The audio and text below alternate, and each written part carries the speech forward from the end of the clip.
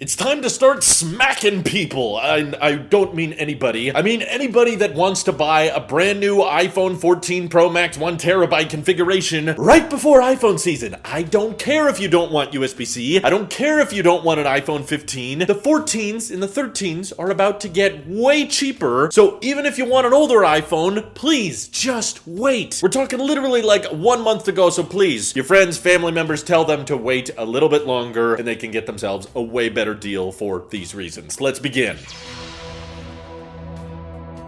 First off, it's pretty easy to predict the date of the iPhone event. I do it every year. It's pretty much the second Tuesday of September. And Mark Gurman is agreeing with me on this prediction, saying the iPhone event is likely to be on September 12th. Nothing out of the ordinary. Once again, a pre-recorded, edited event that they will likely show to some people at Apple Park, and then those people can play with some of the hands-on demo units. And of course, in my opinion, the biggest change with the iPhone 15 series is definitely got to be the rumored switch to USB-C. There's more leaks recently that have supported that decision Apple is making. For one, because there's more countries around the world switching to a USB-C mandate, so it's not just the EU anymore they have to abide by, it's kind of everybody. And there's parts leaking online of USB-C ports, which I'm very excited about because this has been a long time coming. I think Apple should have done this years ago. I hate how long they stuck with Lightning, but getting one port to charge our iPads, our iPhones, our MacBooks, and hopefully our AirPods and already our Siri remotes will be a very beautiful future. It's the future we should have agreed on a long time ago, but I'm still excited to finally see that day come where we can just have a beautiful, extravagant USB-C ecosystem. But there's other things we should appreciate about the iPhone 15 series, even if you don't care about the port, because let's be honest, you're watching a tech channel, you're kind of a nerd, which means you're probably the guy using MagSafe all the time and wireless charging. So who cares about that USB-C port, right? Let's talk about chips and performance, because you edit lots of high-resolution videos on your iPhone. No, you don't. Oh, you just want to check your email faster.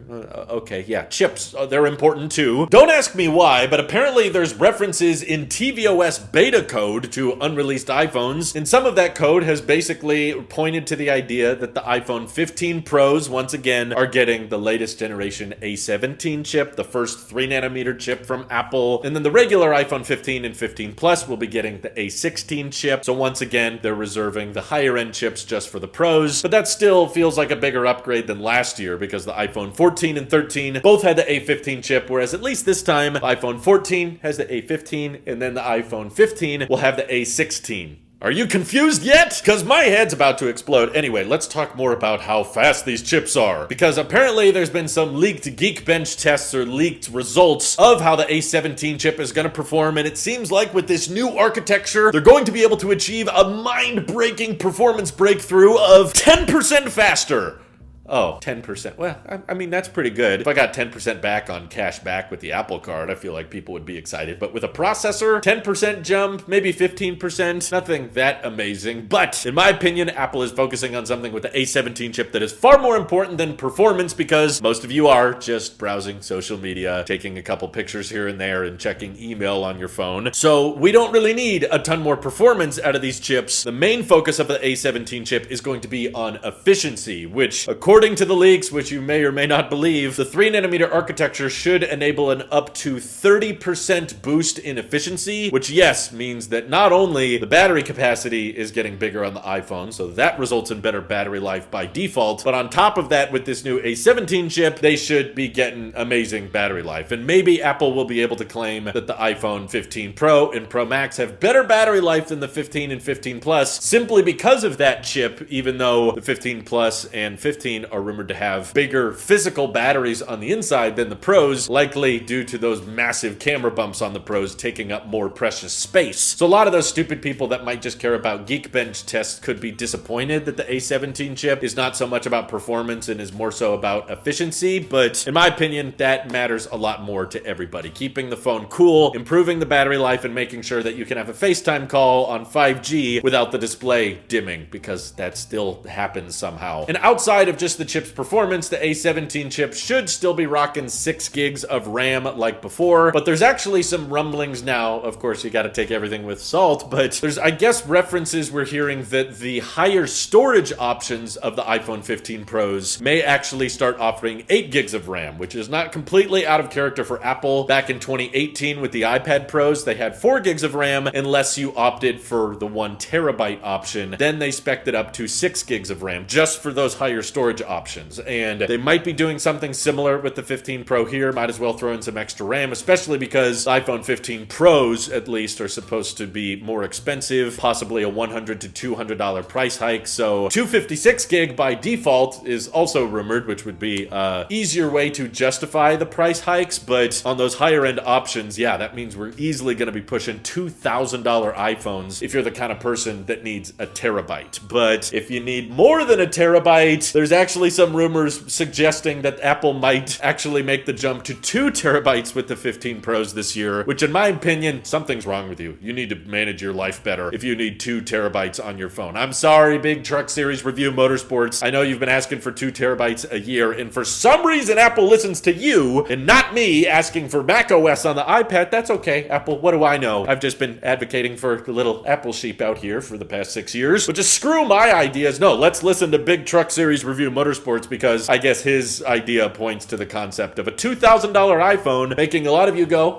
$2,000 for 2 terabytes, that's pretty reasonable. But I will admit that, okay, if with the adoption of USB-C and potentially Thunderbolt on the iPhone 15 Pro, if you give that thing 2 terabytes and 8 gigs of RAM, and with the A17 chip in there, like, if you build in the software performance for your own version of Apple Dex, you plug your iPhone into a Thunderbolt cable that connects to a studio display, and now boom, you've got the best webcam in the world, the 15 Pro camera, and it can run macOS on an external display. Okay, $2,000 for a pocketable Mac is not that crazy, but that's all speculation on my part. They're probably not doing Apple Dex, but I'm just saying, if they do, I could get behind the pricing. If it's just like, hey, you should take more ProRes videos and buy the 2 terabyte option so that you can take like 4-hour-long ProRes video, like, no, that's just stupid. But the more interesting rumor, which is not so much about the iPhone 15 series, but it points to a release next month, is something also spotted in tvOS beta code for some reason. I guess they hide all the Easter eggs in there. But there's actually references to unreleased iPhone models that are still rocking the A15 chip, which is really bizarre. It's not a new silicon, and a lot of people are wondering, what are these unreleased iPhones that are still rocking A15 chips? And my favorite theory by far comes from a channel supporter, Michael Burkhart, who suggested the concept that perhaps in order to meet the requirements of the EU mandate, and of course all of the other countries around the world making people switch to USB-C, what if alongside the launch of the iPhone 15 series, Apple decides to drop older iPhones that now have the USB-C port, like an iPhone 14 with USB-C, or let's cut to the chase here, let's talk about the thing I really truly want. Can you imagine for just a second an iPhone 13 mini with a USB-C port? Oh my god, that's dream iPhone material right there. That's pretty much the only reason I don't have a 13 mini in my hand right now, is because I'm fed up with Lightning and I don't want to buy another product in my life that has the Lightning port on it. I'm just so done with Lightning. I want USB-C on everything, so that's why I'm waiting and not buying anything until the transition is done. But oh my god, if they start releasing older, cheaper iPhones that also have USB-C, I could even imagine like an iPhone SE 4 that is basically the SE 3. It just happens to have a USB-C port on it. That would be so cool. There's no rumors of that happening. There's no leaks pointing to that idea, but it would make a lot of sense if there are unreleased iPhones that still have the A15 chip. It's possible there's just, I don't know, some unreleased color or some slight design change Apple makes next month, and we just haven't seen it yet. I don't know what they could be doing, removing the ringer switch or something weird like that, but I really, really hope that Burkhart's theory is right. There have been times where Apple has retroactively changed even the older iPhones they're selling, like when the iPhone 12 came out and they got rid of the charge brick, they actually started packaging the older iPhones differently so that they didn't come with a charge brick anymore. So this is a little bit of a further stretch than that because it requires a re-engineering on the phone itself. But as far as I understand the EU law, by the end of 2024, they have to be switched over to Type-C. So that's just next year, and typically Apple sells iPhones for more than just a single year. So honestly, his theory, while there's no leaks or rumors to back it up, makes a lot of sense in my head, and that would would also just be incredibly cool if there was a way to buy cheaper iPhones with USB-C, which in my head completely kills the chances of me buying an iPhone 15. I would definitely be running out to buy a USB-C 13 mini. That sounds amazing. Would you guys consider buying an older iPhone if it had USB-C, or am I crazy and over-obsessed with that port? Are there other things you're excited about that I didn't talk about in today's video? Feel free to drop them in the comments below. And thank you to everybody supporting this channel directly. Seriously, helps us out a ton, as does just watching these videos. So thanks again. This is your Apple Sheep here, and I will see you all in the next one.